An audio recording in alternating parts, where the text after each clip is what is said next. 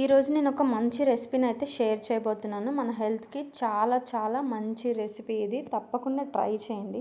ములగాకు పెసరపప్పు ఇది చేయడం పెద్ద కష్టమేం కాదు. చాలా ఈజీ. ఇడ్లీని ఉడికించుకున్నట్టు ఇడ్లీ పాత్రలో కొద్దిగా వాటర్ వేసుకొని ఆ ట్రేలో నీట్‌గా కడిగిన ఈ ములగాకుని పైన వేసుకొని ఈ విధంగా అయితే ఆవిరి మీద ఉడికించేసుకోవాలి. ములగాకు త్వరగా మగ్గదు కాబట్టి ఇలా ఆవిరి మీద అయితే ఉడికిస్తాము.